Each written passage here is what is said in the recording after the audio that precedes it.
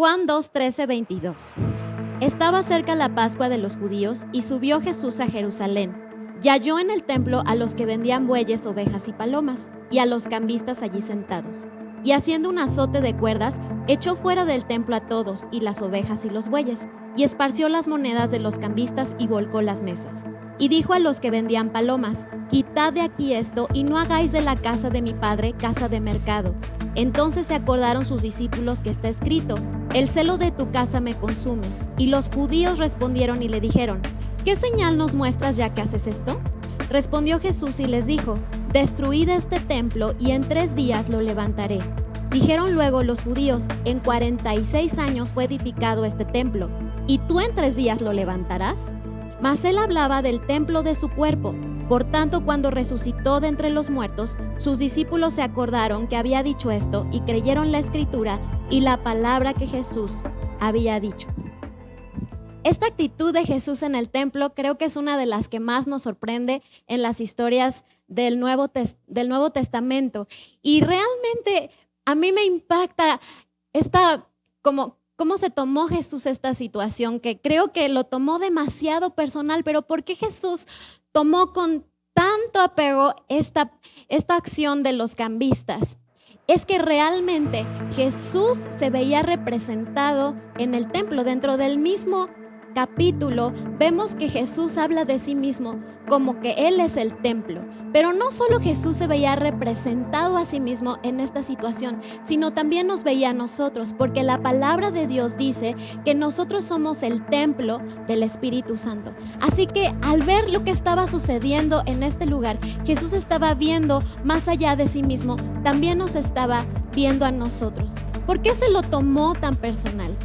Si recordamos, el templo es el lugar de habitación de la presencia de Dios. Es donde la presencia de Dios reside, es donde Dios habita, es su morada perfecta.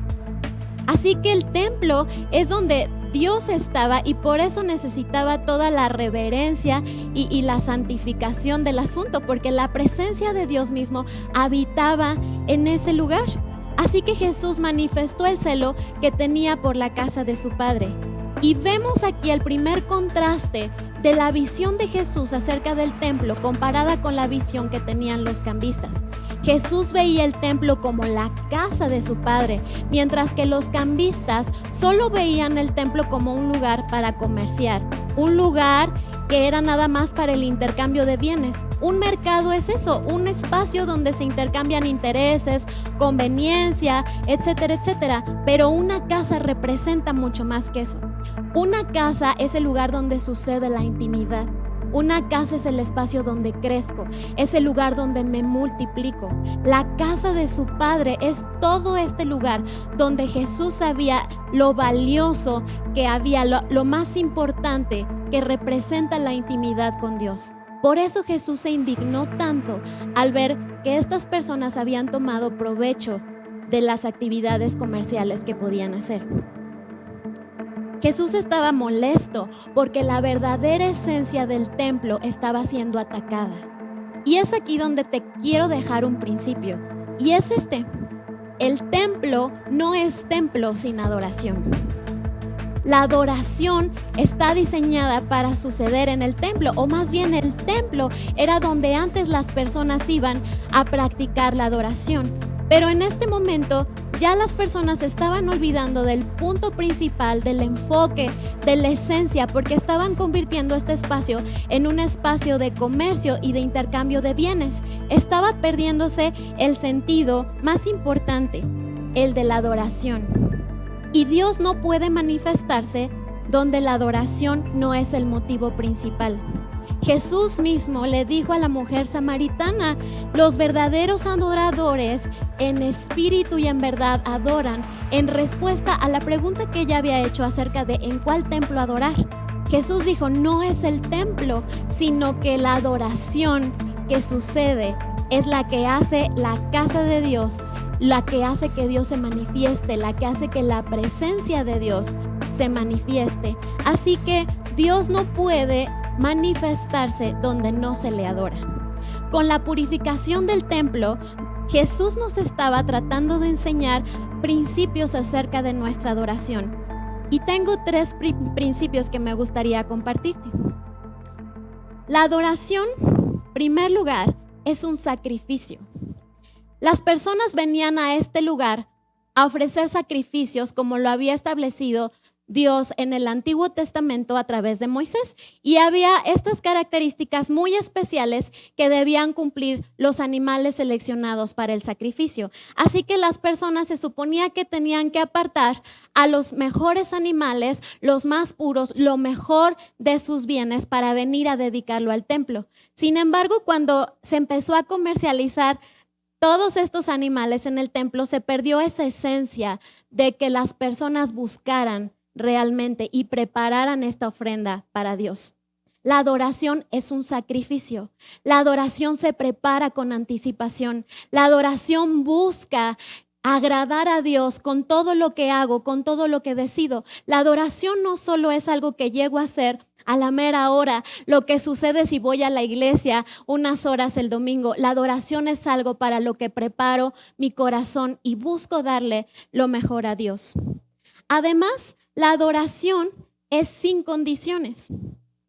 Los sacerdotes acomodaron este mercado a su conveniencia porque ellos empezaron a vender los animales que se ofrecían en el sacrificio y con esto se garantizaba que esos animales fueran aceptados.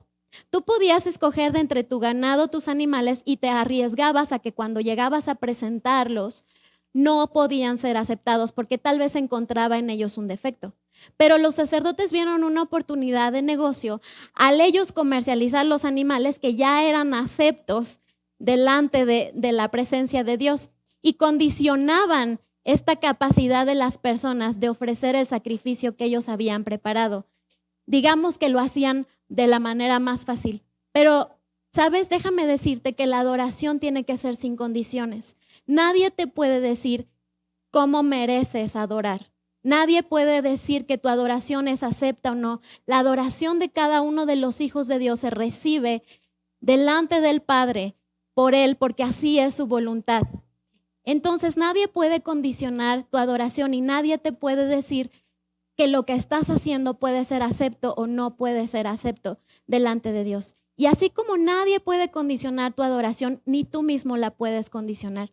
Así que nosotros no adoramos porque Dios haga o deje de hacer en nuestras vidas. No adoramos solo porque amamos a Dios y porque estamos agradecidos por lo que hizo. No adoramos a Dios solo cuando nos va bien en nuestros trabajos o nuestras familias. Nuestra adoración es sin condiciones. Nuestra adoración no está sujeta a lo que sucede a nuestro alrededor. La adoración es algo que decidimos hacer independientemente de nuestras circunstancias. Y por último, la adoración se hace con fe. Jesús también expulsó a los cambistas.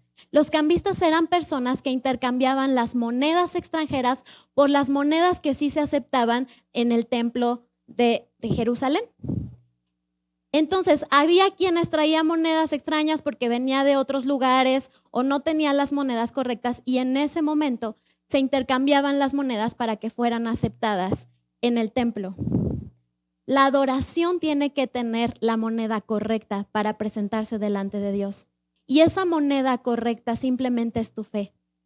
La paga de nuestro pecado ha sido la sangre de Jesucristo y no necesitamos ahora una nueva moneda. La nueva moneda es la sangre de Cristo derramada por cada uno de nosotros. Esa es la única moneda que necesitamos para acceder a la presencia de Dios. Así que nuestra adoración es por gracia, porque Cristo decidió, porque Él dio su vida por nosotros, porque Dios decidió acercarnos a Él y nosotros en esa fe nos acercamos. Es la única moneda que necesitamos ahora para acceder al templo. Así que Jesús tenía este plan de limpiar o de purificar la manera en que nosotros adoramos. Y lo curioso es que lo hizo en la semana de la Pascua, justo unos días antes de que sucediera todo este evento de su muerte y su resurrección. ¿Por qué era importante haberlo hecho antes de todo lo que sucedió después? Porque era importante que nosotros entendiéramos con el corazón y con nuestro espíritu las señales que Jesús estaba por hacer. Las personas que no entendieron cuestionaron a Jesús y le dijeron, muéstranos señales, y no entendieron las señales de las que Jesús les habló. Pero dice la Biblia que sus discípulos sí las entendieron, porque sus discípulos tenían esta conexión con Jesús, esta relación directa que es la que nos da la adoración.